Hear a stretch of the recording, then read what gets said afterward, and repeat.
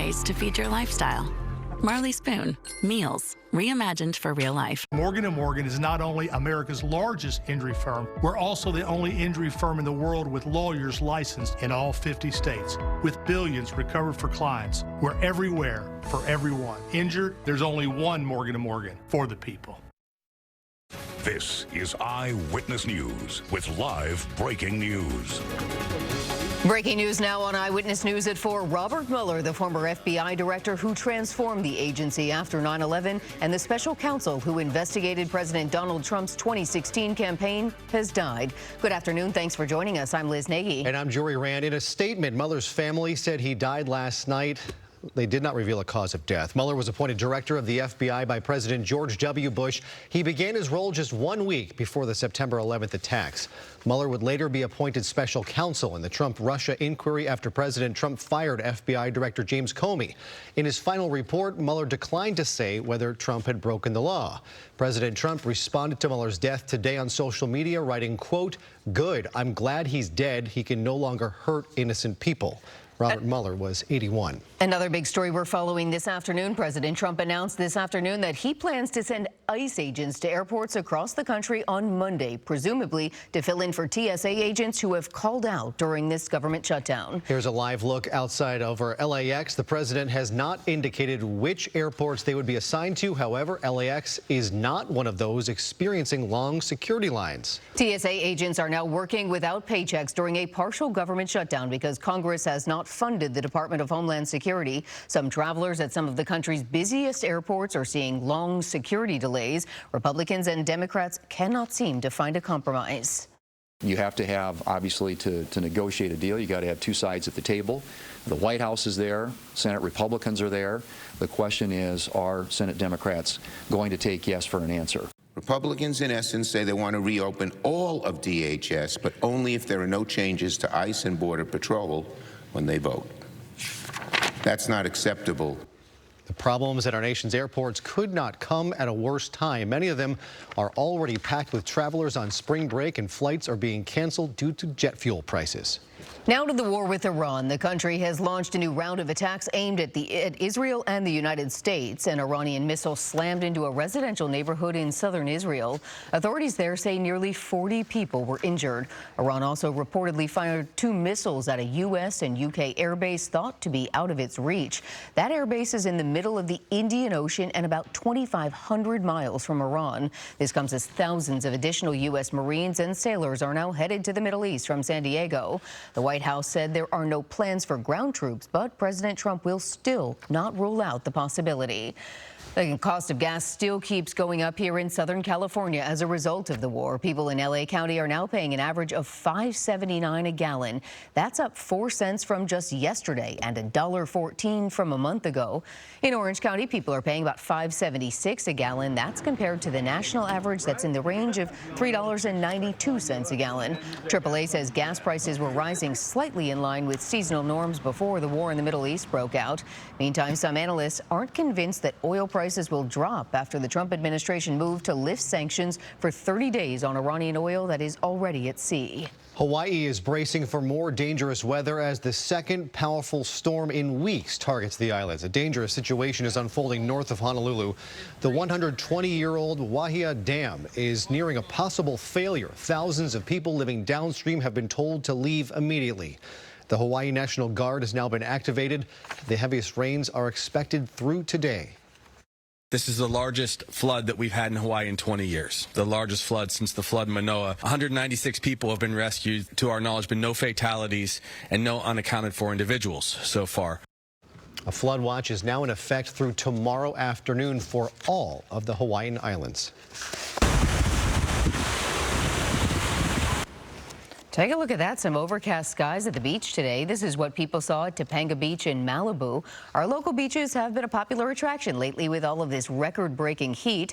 The temperatures are not as high as they have been the past few days, but with spring break kicking off, people are escaping to the beach for some relaxation and ocean time. It's been nice, and it's really hot at home, so we came down.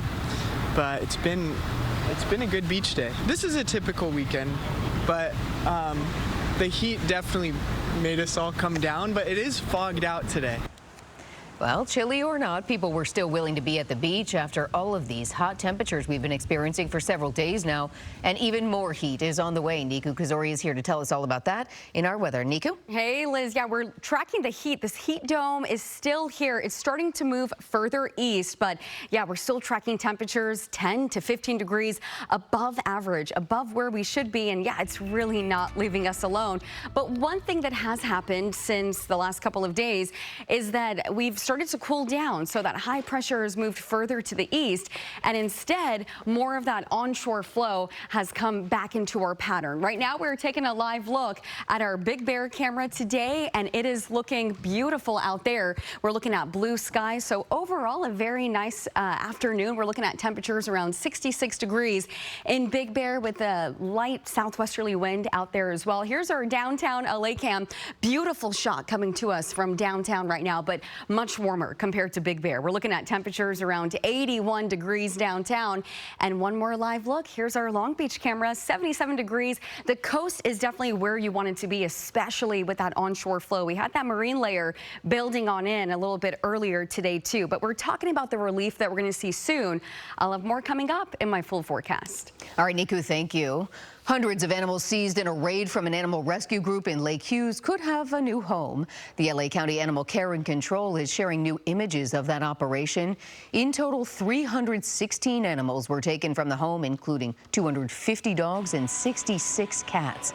Now it's up to a court order to determine when these pets can be adopted. The owner of Rockin' Paws Animal Rescue says yesterday's raid was unnecessary.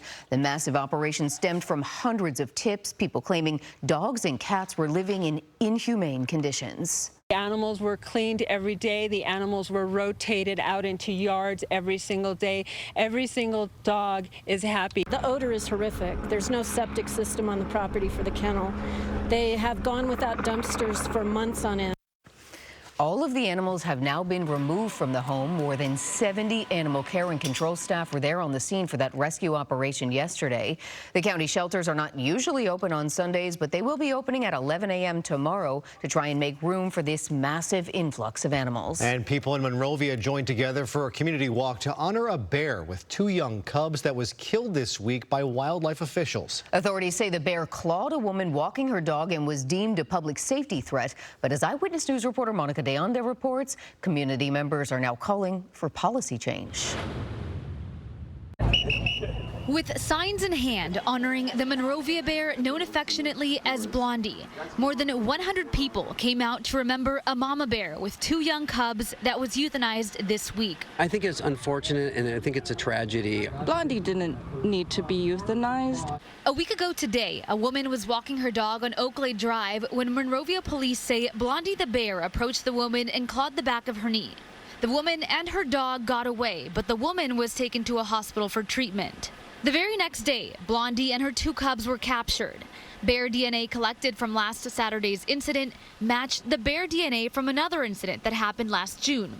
Ultimately, state wildlife officials deemed the mama bear a threat to the community and decided to euthanize her, despite efforts from the community to prevent that. I still think there might have been other options available if they took more time to really think about it and understand the situation that she has 2 cubs. Today, people from all over SoCal came together for a 2-mile walk, symbolizing the 2 cubs Blondie left behind. I think it's important as people to not do anything, but to come and memorialize this bear. And now this tight-knit community is calling on their local and state leaders to help make policy changes to better protect all bears and on their neighbors to keep educating themselves. We need to learn how to coexist with them, to cohabitate with them, so that they don't get killed. We need to do more than only walk today. We need to change how we get rid of our trash. We need to have community conversations about human-bear interaction so that this doesn't happen again. Monica de Anda, ABC 7 Eyewitness News. All right, quite a turnout there in Monrovia this morning. We have more news after the break. Including firefighters in Orange County racing to